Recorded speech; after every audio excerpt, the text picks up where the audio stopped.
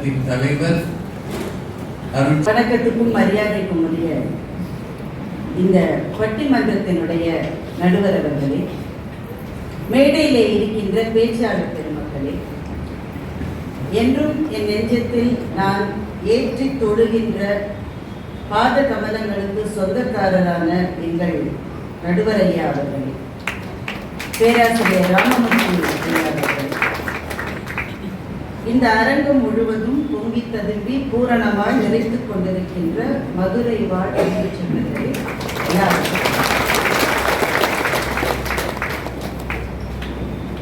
எங்கள் அணி தலைவி பார்த்து கொள்ளுவார்னு எங்க அணிக்காரர்கள் சொன்னது போதாது என்று தம்பி பிரசாந்தனும் அவர் சொல்லுவார்.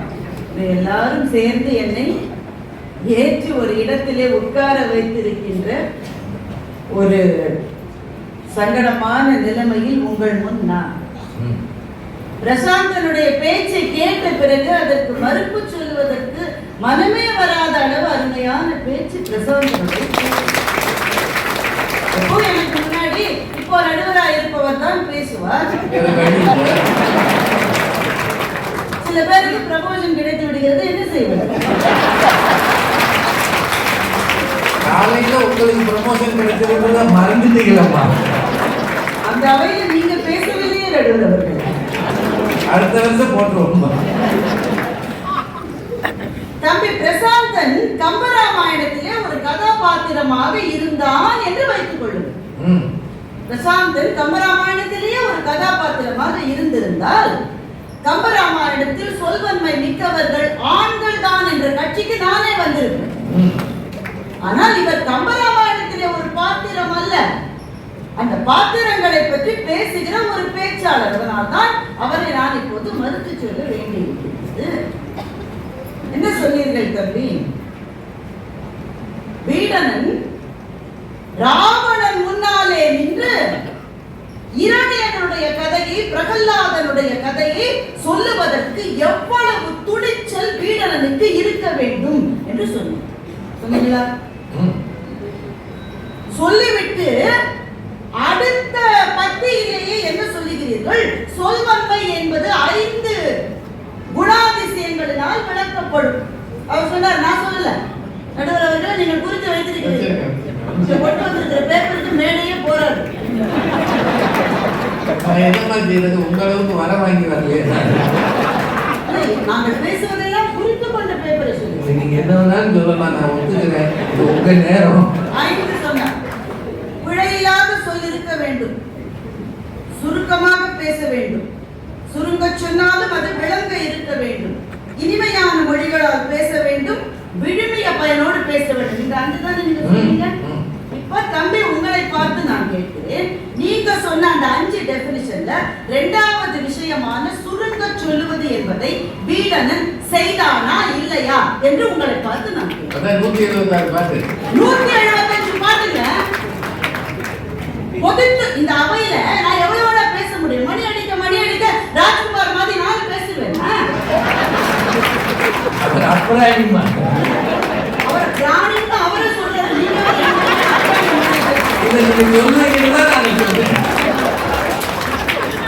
இந்த அணியே சூழலுக்கு வந்த அணி.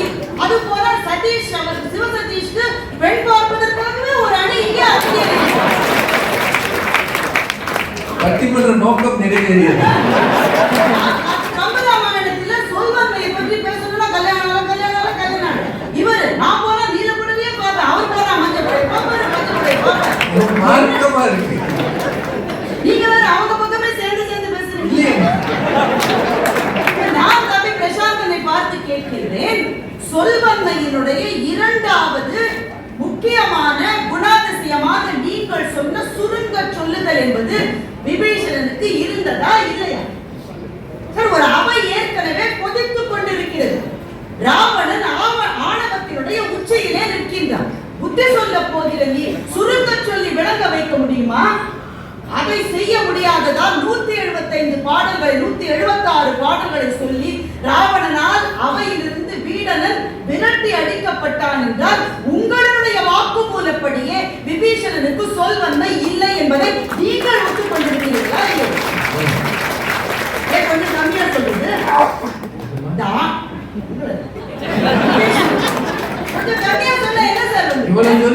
கேட்கல.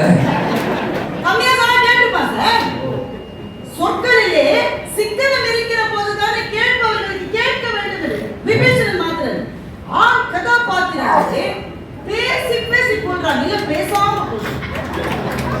சத்ருகன் ஒரு வார்த்தை சொல்ல மாட்டாங்க, துல்லியா வாயை திறந்து பேச மாட்டாங்க.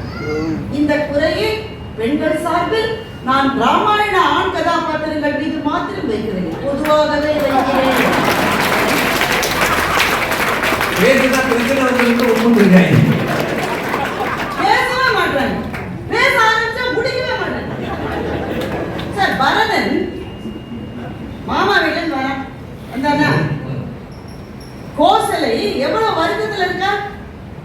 கணவன் இறந்துட்டான், பையன் காட்டுக்கு போயிட்டான், எவ்வளவு பெரிய வருத்தத்துல இருப்பா. எதை சொல்வாங்க, மற்றவர்களுடைய கண்ணை பார்த்தே தெரிஞ்சவள். தம்பி சொன்னார், அந்த கண்ணை பார்த்து நான் புரிஞ்சுக்கணுமா. கோசலையினுடைய கண்ணை பார்த்து பரதன் என்ன புரிந்து கொண்டான். கோசலை ஒரே ஒரு கேள்வி தான், ஏன்பா உங்க அம்மா இதெல்லாம் செஞ்சது உனக்கு தெரியாதாப்பா, ஒரு வார்த்தை தான் கேட்க. என்ன பதில் சொல்ல, பிரசாந்தனுடைய டெபினிஷன் படி என்ன பதில் சொல்லிருக்கணும், சுருங்க சொல்லணும், அதையும் விளங்க சொல்லணும், அதிலும் ஒரு விழுமையும் சொன்னார்ல.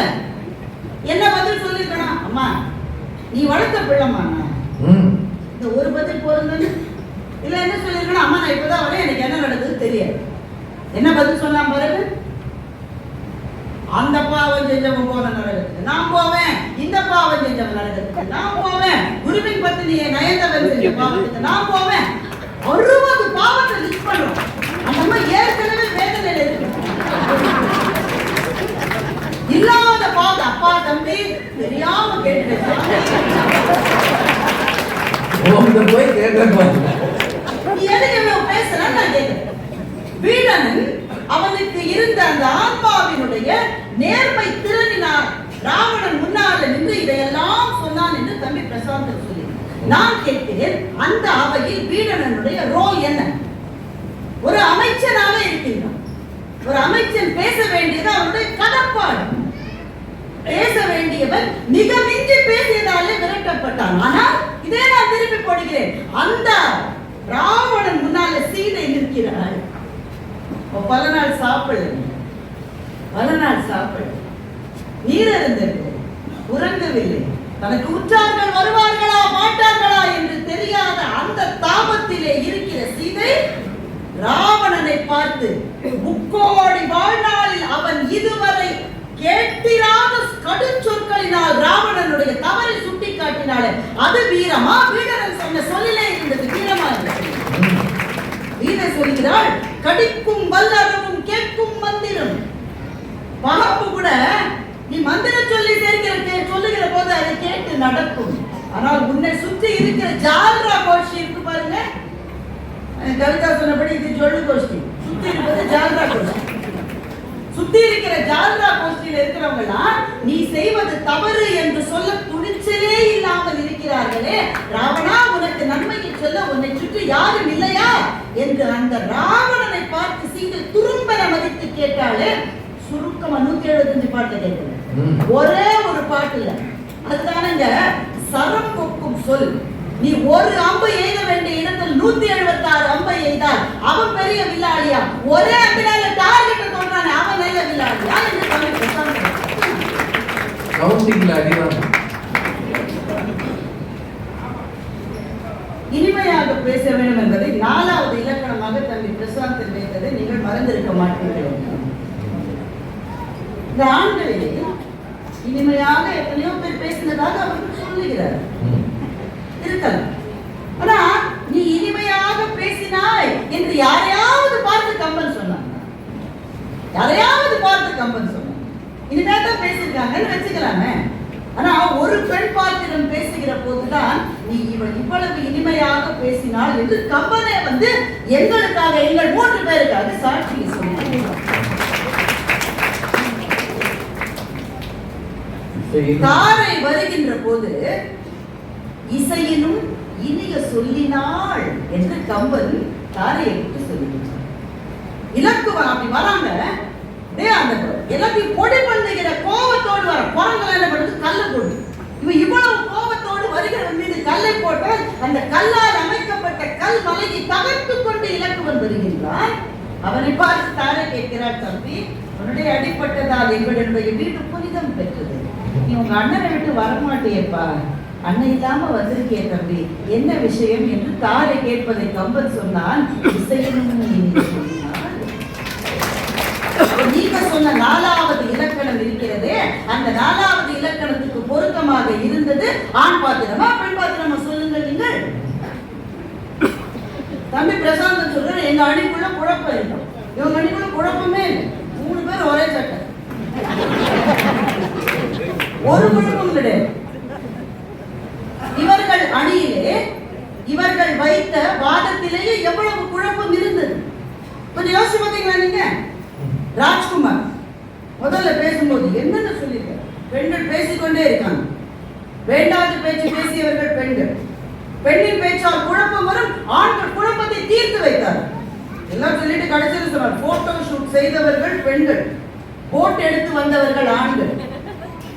ராஜ்குமார், உங்க ஊர்ல வெள்ளம் வந்தது, எங்க ஊர்ல வந்தது. உங்க ஊர்ல மழை தான் வந்தது, வெள்ளம் எங்க ஊர்ல வந்தது. அங்க ஒரு ட்ரெயின் நின்றுட்டு இருந்ததுல 800 பேர் அந்த ட்ரெயின்ல சோறு இல்லாம இருந்தாங்க. 800 பேருக்கு 30 குடும்பங்களே இருந்த ஒரு கிராமத்தை சேர்ந்தவர்கள் சோறு போட்டார்கள். அந்த சோற்றை சமைத்து கொடுத்தது ஆண்களா பெண்களா? போட்டோ ஷூட் செஞ்சது ஆண்களா பெண்களா? ராஜ்குமார் கேட்கிறார், இவருடைய 5வது இலக்கணம் மறந்துடாதீங்க, இந்த அணிக்குள்ள குழப்பத்துக்காக நான் சொல்றேன். இவருடைய 5வது இலக்கணம் என்ன? விழுமியங்களோடு பேச வேண்டும். ராஜ்குமார் என்ன சொன்னார்? மகோதரன் ராவணன்ட்ட பேசுற மாதிரி பேசி அவன் சீதையை கொல்லாமல் தடுத்தானா. ராவணனுக்கு இவ்வளவு மப்பை ஏற்றி விட்டதே மகோதரன் தான். கெடுத்ததே மகோதரன் தான். அப்போ மகோதரனுடைய பேச்சில் விழுமியம் இல்லை என்பதை பிரசாந்தன் சொல்லுகிறார். மகோதரன் தான் நன்றாக பேசினார் என்று ராஜ்குமார் சொல்லுகிறார். இந்த அணிக்குள்ள அப்ப கூட்டணிக்குள்ள குழப்பம் வந்து விட்டதா இல்லையா என்று நான் சொல்கிறேன்.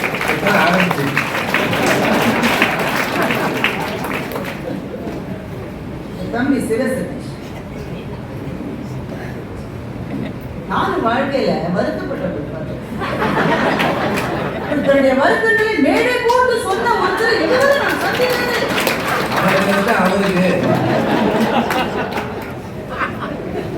சொல்றாரு, சீதை இலக்குவனை தப்பா ஒரு வார்த்தை சொல்லிட்டா அதற்கான பிராயச்சித்தம் தான் அவள் நெருப்பிலே நின்றது என்று சொன்னார். நெருப்பிலே அவளை ஏற்றுவதற்கு முன் அவளை பார்த்து ராமன் சொன்ன சுடு சொற்களுக்கு என்ன பிராயச்சித்தம் நடந்தது? என் கடவுள் தான் ராமன். ராமனை தவறு சொல்லுவதே எனக்கு பிடிக்காது. ஆனாலும் இது மதுரையின் மண், இங்கே நெற்றிக்கண் திறப்பிலும் குற்றம் குற்றமே நான் சொல்ல வேண்டும். சீதை இலக்குவனை ஒரு சொல் சொல்லிவிட்டார். அது அந்த சந்தர்ப்பத்தினுடைய அழுத்தத்தால் அவள் வாயிலிருந்து வந்துவிட்ட ஒரு சொல். கணவனுக்கு ஒரு ஆபத்து வந்துவிடக் கூடாது என்பதற்காக அவள் வாயிலிருந்து தெரிந்து விட்ட ஒரு சொல். நான் அந்த சொல்லுக்காக 10 மாசம் அவள் வருத்தப்பட்டார். இலங்கையிலே இருந்த போதெல்லாம் மஞ்சனை வெய்தேனே என்று வருத்தப்படுகிறாள். ஐயோ, என் பையனை நான் தீட்டிட்டேன் என்றார். என் மைத்துனனை நான் தவறாக சொன்னேன் என்று சீதை சொல்லவில்லை. மஞ்சனை வெய்தேன், பையனை நான் தீட்டினேன், என் மகனை நான் தப்பா 10 மாசம் வருத்தப்பட்டார் சார். சொன்ன ஒரு சொல்லுக்காக பிராய்த்தானால் அந்த சீதையை ராமன் சொன்ன சுடு சொல்லுக்கு பிராயச்சித்தம் கம்பனுடைய காப்பியத்தில் எங்கே இருக்கிறது? நீ இன்னும் உயிரோட இருக்கியேன்னு கேட்கிறார் ராமன் சீதையை பார்த்து. நீ அரக்கரோடு சேர்ந்து புலால் உண்டாயே என்று ராமன் சீதையை பார்த்து கேட்கிறார். இந்த சுடு சொற்களுக்கு பிராயச்சித்தம் எங்கே இருந்தது? பெண்கள் ஒருவேளை அவர்கள் வாயிலிருந்து ஒரு வார்த்தை தவறாக சந்தர்ப்பத்தினுடைய அழுத்தத்தால் வந்துவிட்டாலும் மன்னிப்பு கேட்டு இருக்கிறார்கள், மனம் வருந்தி இருக்கிறார்கள். ஆண்கள் அதை கூட செய்யவில்லை என்றால் நீங்கள் சொன்ன 5வது இலக்கணமான விழுமியத்திலிருந்து ஆண்கள் விலகி இருக்கிறார்கள், பெண்கள் விலகவில்லை என்பதை பிரசாந்தன் அவர்களே இலக்கணம் சொல்லாதீங்க.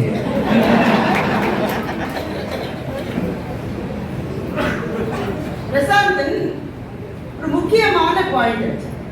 இந்த அணியில என்ன குழப்பம்னா, கைகை கூலிலாம் சொன்னது, சூர்பனகை சொன்னது, அது அறத்தை சார்ந்ததா இல்லையா என்று குழப்பம் இல்லை. ஒரு குழப்பம் இல்லை. இந்த கேள்விக்கு கம்பனை விடை சொல்லாத போது நாங்கள் 3 பேர் எதற்காக விடை சொல்றோம்? இந்த கேள்விக்கு கம்பன் விடை சொல்லியிருக்கிறோம், அவனே விடை சொல்லாத போது நாங்கள் 3 பேர் எது சொல்றோம்? கைகேயி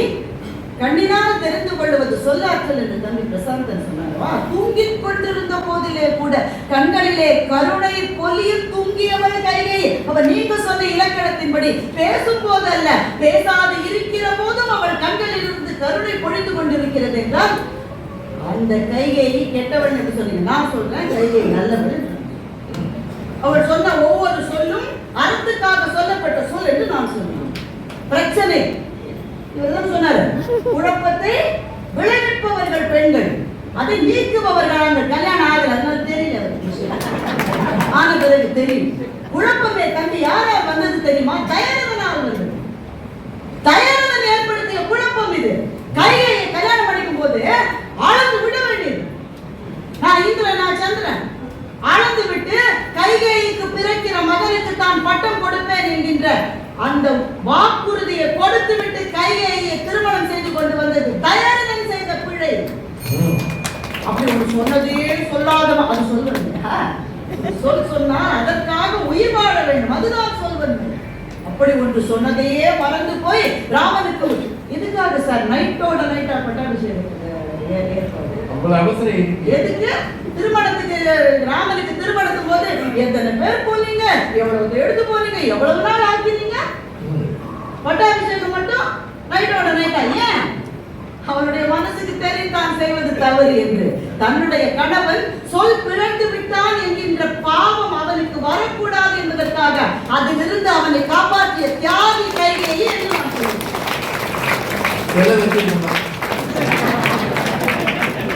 தங்களுக்கு சிலை வைக்க வேண்டும் என்பதற்காக பெண்கள் எதையும் செய்வதில்லை. அவர்களுக்கு உரிய மரியாதைகள் கொடுக்கப்படாவிட்டாலும் சொல்ல வேண்டியதை சொல்ல வேண்டிய நேரத்தில் சொல்லுகிற தியாகிகளாகத்தான் பெண்கள் எப்போதுமே வாழ்ந்துள்ளனர். இல்லாத வார்த்தையால் திட்டுங்க. ஆனால் ஒன்று பார்த்தீங்களா, சொல்வன்மை என்பது என்ன தெரியுமா? நீங்க எந்த விதமான பப்ளிக் ஸ்பீக்கிங் கோர்ஸ் போனாலும் ஒன்று சொல்லிக் கொடுப்பாங்க உங்களுக்கு. பேசுவது ரொம்ப நல்லா பேசணும், ஆனால் சில நேரத்தில் பேச்சை விட மௌனத்துக்கு வலிமை அதிகம் என்பதை எல்லா பப்ளிக் ஸ்பீக்கிங் கோர்ஸும் சொல்லியிருப்பாங்க. The spaces in your speech is extremely important. Kaikeyi தயரதனை காப்பாற்றுவதற்காக அவன் வாய்மை தவறினான் என்கின்ற பிழை அவனுக்கு வரக்கூடாது என்பதற்காக அதை நினைவூட்டினார். நான் உயிரை துறந்து விடுவேன் என்றாலும் உயிர் துறப்பதை விட சொல் துறப்பதுதான் அதிக அவமானம் என்பதால் அதிக அவமானத்தில் இருந்து அவனை காப்பாற்றினாள் கைகேயி என்று நான் சொல்லுகிறேன். அதற்கு பிறகு ஒரு வார்த்தை பேசினேன். எல்லாம் என்ன சொன்னீங்க? கைகேயி சொல்லக்கூடாத வார்த்தைகளை மகனே சொன்னான். அவனை அத்தனை பேரும் அவனை திட்டினார்கள். ஒரு சொல் சொல்லாதவளாக கைகேயி காப்பியத்திலிருந்து விடை பெற்றுக் கொண்டு போகிறாள் என்று சொன்னால் குழப்பத்தை விளைவித்தவன் தயரதன். அவனுக்கு வந்த பழியிலிருந்து அவனை காப்பாற்றியவள் கைகேயி என்று நான் சொல்கிறேன். நான் 11வது வகுப்பு படிக்கிற போது காரைக்குடி கம்பன் கழகத்துக்கு போய் அங்கே நடக்கிற கம்பன் விழாவில் ஒரு பார்வையாளராக நான் கலந்து கொண்டேன்.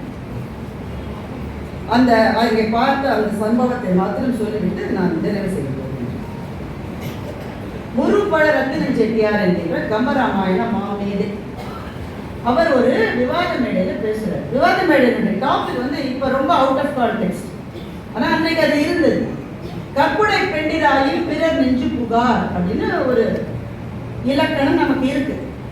ஒரு பெண் கற்புடையவளா என்பதை எப்படி தெரிந்து கொள்ள வேண்டும் தெரியுமா? அவளை பத்தி யாருமே அவள் மேல ஆசைப்பட கூடாது, அப்பதான் அவள் கற்புடையவள் என்று இந்த சொல்லுக்கு விளக்கம். இந்த காலத்துல பொருந்தாது. ஏன்னா நம்ம எதிர்ப்போம், எவரோ வந்து சொல்லு பாட்டு இவன் தான் கிடைச்சாடா என்று நாங்கள் இன்றைக்கு கேட்போம். ஆனால் அது அன்றைக்கு இருந்தது, அந்த காலத்திலே இருந்தது. கருத்தரங்கம் எதை பற்றி என்றால் கற்புடை நெஞ்சிரா பெண்டிராயின் பிற நெஞ்சு புகார் என்கின்ற இலக்கணத்திலிருந்து சீதை வழுவினாளா, அப்போது அவள் தவறு இழைத்தவளா இல்லையா என்பது கருத்தரங்கத்தினுடைய எவ்வளவு சென்சிட்டிவான டாபிக் பாருங்க. முருப்பழ ரத்தினம் செட்டியார் சீதைக்காக பேசுகிறார். பிறர் நெஞ்சு புகவில்லை சீதை என்று சொல்லுகிறார். ஏன்? அவள் கற்புடையவள், மற்றவனுடைய ராவணனுடைய நெஞ்சில் அவள் போகவில்லை.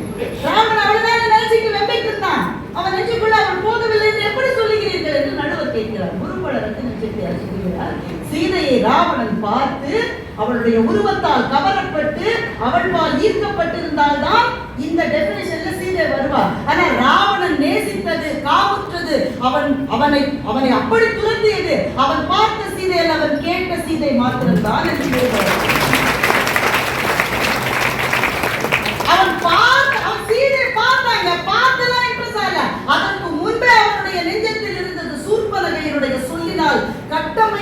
எப்படிப்பட்ட சீதை என்று சொன்னால்,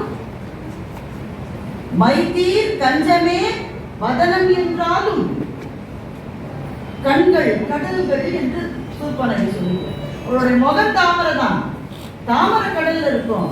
ஆனா தாமரைக்குள்ள கடல்ல இருக்குமா?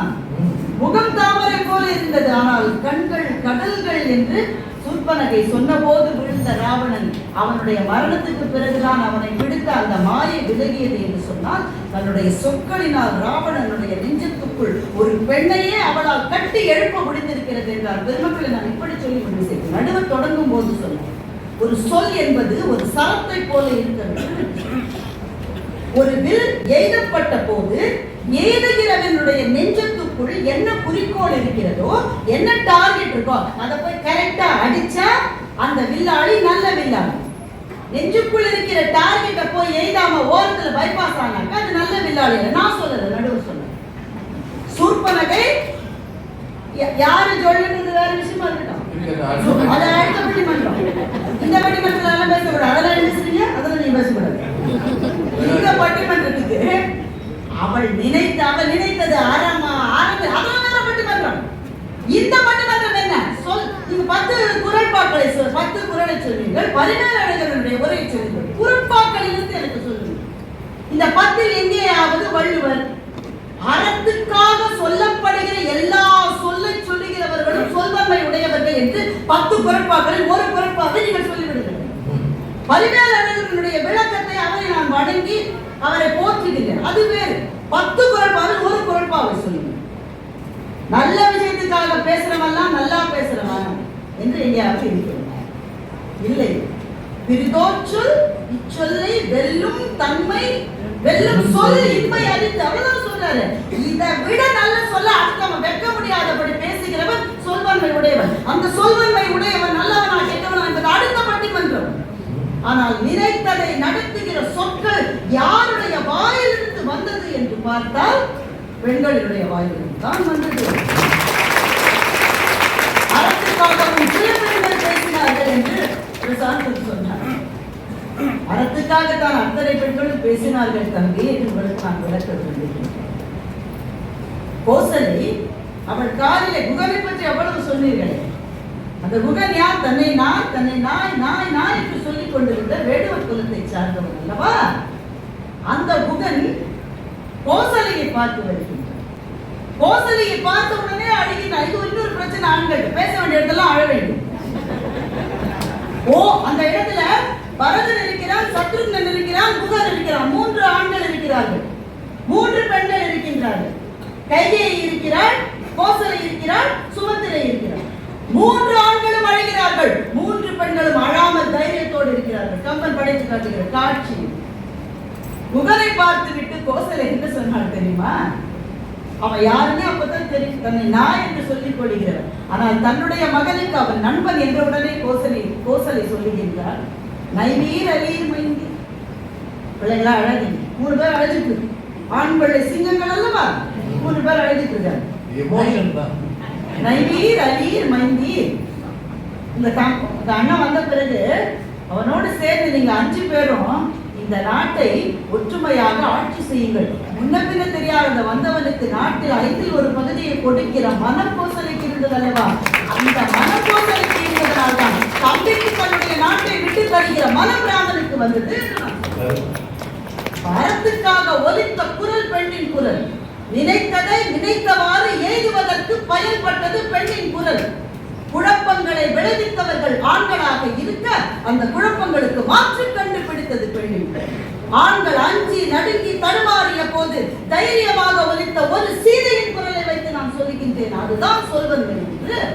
சீதையை விட 1000 மடங்கு வலிவு கொண்டவன் கும்பகர்ணன். கும்பகர்ணன் ராவணனுக்கு புத்தி சொல்ல போனான்.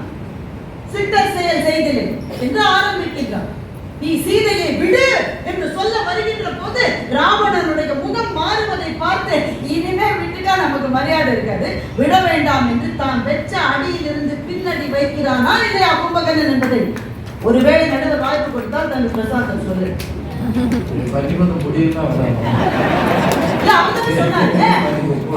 அவனுடைய எதிரில பேசுகிற துணிச்சல் இருந்ததுன்னு வீரன் நீளமா பேசி நாசமா போனா சார் ஒன்றும் இல்லை சார், நடுவர் அவர்கள் எல்லாருக்கும் நீங்கள் இன்னும் ஒரு நிமிஷம் ராஜ்குமார் 3 தடவை சொன்னார். நான் ஒரே ஒரு தடவை சொன்னேன். நீங்க சொல்லல, எல்லாரும் பரவாயில்ல.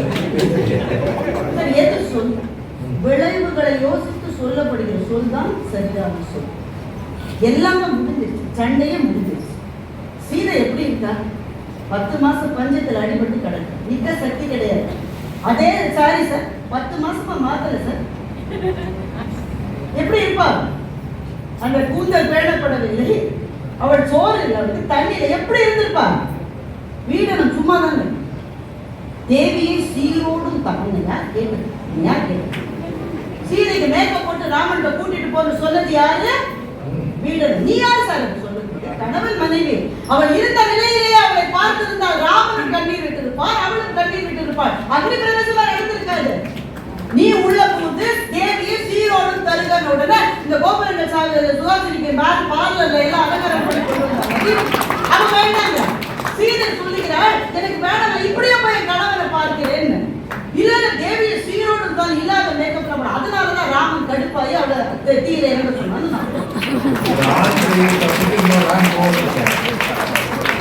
தேவையில்லாத இடங்களில் ஆண்கள் பேசுகிறார்கள், மிக அதிகமாக பேசுகிறார்கள். தேவையில்லாத சந்தர்ப்பங்களில் உள்ள போய் அட்டெண்ட் ஆகாது. ஏற்கனவே அவங்க சொல்லிட்டதுனால நான் சொல்லல. சொல்லி செல்வதானே உங்கள் அண்ணன். உங்களை பார்த்து நீ சொல்லலாமா? அடியன் தொல் ஏறு கடுது, பின் போய் 6 புயல். அப்போ அவனுக்கு பதில் சொல்கிற வால்மீகியினுடைய சீதை வாய மூடுறா குரங்குன்னு சொல்லுங்க. வால்மீகியினுடைய சீதை அப்படிதான் சொல்றேன். நீ சுபாவமான குரங்கு புத்தியை காட்டி விட்டார். கம்பனின் சீதை அந்த பாடலை நடுவரை சொல்லிவிட்டார்.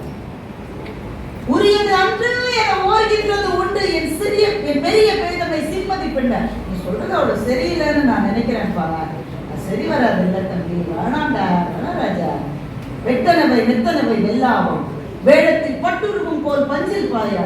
நெட்டருக்கு பாறைக்கு நெட்டு விடா பாறை, பசுமரத்தின் வேருக்கு நெட்டு விடும். முன்னே இருக்கிறவனுடைய சொற்களை பார்த்து அவனை விட நீ கடுமையா பேசணும் இல்ல, சாஃப்டா பேசினா கூட நீ நினைச்சதை செய்து முடித்து விடலாம் என்று எங்கள் அவ்வைக்கு சொன்னதை எங்கள் கம்பெனி சீதை சொல்லி செய்து காட்டியிருக்கிறார்கள். பாண்டிய மன்னனோடு உங்களை ஒப்பிட்டு தவிர்க்க யாரோடையும் கேட்காது. யாருமே எனக்கே தெரியும். ராஜா. ஆனால் யார் நீதி உரைத்த போது பாண்டிய மன்னன் வழுவியதால் அவனுக்கு அந்த பிரச்சனை வந்தது. ஒரு ஆணா பெண்ணா? ஒரு பெண் நீதி கேட்டு நிற்கிற போது அது மறுக்கப்பட்டதால் பாண்டிய மன்னனுக்கு வந்த பிரச்சனையை மிகுந்த பணிவோடு உங்களுக்கு நினைவுறுத்தி விடைபெறுகிறேன்.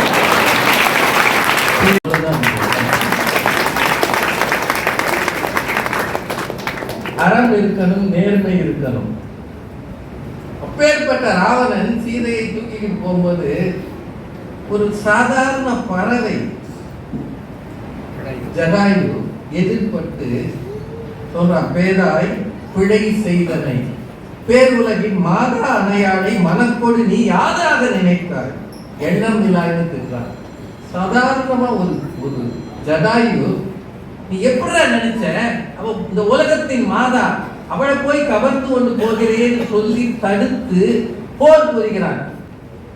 இவன் தலை இருக்கே 10 தலையும் பழக்குலை மாதிரி இருக்கிறது, இது சிந்தும்படியாக போரிடுவேன் சீதா, நீ கவலைப்படாத என்று ஆறுதல் சொல்கிறான். என்றால் நேர்மைக்காக, நியாயத்துக்காக, நீதிக்காக ஒரு பறவை கூட ஆண் வர்க்கத்திலே போராடி இருக்கிறது என்பதை தயமாக நினைத்து பார்க்க வேண்டும். நிறைவாக ஒன்று, பேச்சை விட சில நேரங்களில் மௌனம் ரொம்ப முக்கியமானது. தாடகையை வதம் செய்யும் போது ராமன் கொஞ்சம் யோசிக்கிறார், இவள் பெண் என்று எண்ணத்துல. ஆனா விஸ்வாமித்திரன் இது அறம் தான், ஆறி நின்றது அறம் என்று அரக்கியை கோரின்றான், அம்பு விடுன்றான். அது என்ன இருந்தாலும் ராமன் மனசுக்குள்ள சின்னதா ஒரு வருத்தம் இருக்கு. ஏன்னா மனு மரபில் வந்தவன் இல்லையா, அரச வம்சத்தில் வந்தவர்கள் பெண்களை கொல்லக்கூடாது என்பது அவங்க மரபு. அது அவன் மனசுக்குள்ள இருக்கு, லேசா இருக்கு. அயோமகின்றவ அரக்கி, அவளை இலக்குவன் போய் கொல்லல. வழக்கம் போல அவருக்கு இந்த காது மூக்கெல்லாம் பிடிக்காது போல, யாராவது மூக்கு மோர நீளமா இருந்தா வெட்டிடுறாங்க. அதனால இலக்குவங்கிட்ட போக முன்னாடி ரொம்ப யோசிச்சு தான் போகணும். வெட்டிட்டு வர்றான். வந்தா ராமனுக்கு இதை பத்தி விசாரிக்கணும்னு தோணுது, தேவையே இல்லை. ஆனா அவன் கேட்கிறான், அவன் கொல்லாம விட்டதுக்கு காரணமே அவன் ஒரு பெண்ணுன்றதா உண்மை. ஆனா அவன் என்ன சொல்றான் பாருங்க, துளைப்படு மூக்கோடு செவி துமித்து உக வளை எயிறு இதழோடு அறிந்து மாற்றிய அளவையில் பூசலிற்ற அறத்தினாள் என இளையவன் விளம்பி நின்று இரு கை கூப்பினான். அதாவது மூக்கு காது இதெல்லாத்தையும் நான் வெட்டின உடனே சத்தம் போட்டு கத்திட்டா போனா போகுதுன்னு விட்டுட்டு வந்துட்டேன், இதுக்கு மேல கேட்காதங்க அப்படின்னு. அந்த அந்த அமைதி இருக்கு பாருங்க. பதில் சொன்னா சின்னதா ராமன் மனசு ஒரு வேளை பாதிக்கப்படலாம். ராமன் உடனே என்ன சொன்னா, கொல்லலை நாசியை கொன்று நீக்கினாய், வல்லை நீ மனு முதல் மரபினோ என்று புள்ளினான் என்று சொன்னார். கொல்லலைல இதண்டா வம்சத்துல வந்தவன் அப்படின்னு சொல்லி சொன்னதும் இல்லாம கட்டி தழுவினான்னா, ஆண்கள் சில நேரங்களில் சரியாக பேசுகிறார்கள், சில நேரங்களில் சரியில்லாமலும் பேசியிருக்கிறார்கள். உண்மையிலே சொல்றேன், இந்த தலைப்பை வந்து பெரிய அறிஞர்களை வச்சு பெருசா பேச வேண்டிய ஒரு தலைப்பு. என்னை விட நல்ல நடுவர்களை வச்சு இது பண்ணணும். பார்க்க பார்க்க ஆச்சரியமாக இருக்கிறது. ஒவ்வொருவரும் ஒவ்வொரு வகையாக இருக்கிறார்கள். ராமன் வந்து சுக்ரீவன் சொல்றாரு, நாங்கெல்லாம் ரொம்ப கையேறு நிலையில இருக்கிறோம், எங்களுக்கு உதவி செய்யணும். அடுத்த பாட்டு சுக்ரீவன் சொல்றான், எங்க அண்ணன் என்னை ஓட ஓட வரத்தான், நீ என்னை காப்பாத்துறான். இதை விட காமெடி உலகத்தில் இருக்காது. அவன் அங்கிருந்து இவகிட்ட அடைக்கிற, அதாவது உதவின்னு வந்தா இவன் அவகிட்ட உதவிக்கு போறான். மாதிரி கான்வர்சேஷன்ல அநேகம் இருக்கு. இவ்வளவும் இருக்கிற இதுல இன்னைக்கு என்னவோ பேசியதை விட இந்த இடத்தில் இலக்குவன் காத்த மௌனம் இருக்கு இல்லையா, பிறரை காயப்படுத்தாமல் வார்த்தைகளை பிரயோகிப்பதுதான் பேச்சாற்றலில் மிகச் சிறந்தது. முடியாத நேரத்தில் வார்த்தைகளை உருவிக் கொள்வது அதை விட சிறந்தது. பெண்களை விட ஒரு மாத்திரை ஆண்கள் சிறந்திருக்கிறார்கள் பேச்சாற்றலில் என்று சொல்லி இதை இந்த அவை அங்கீகரித்து மீண்டும் அடுத்த ஆண்டு சந்திப்போம். நன்றி.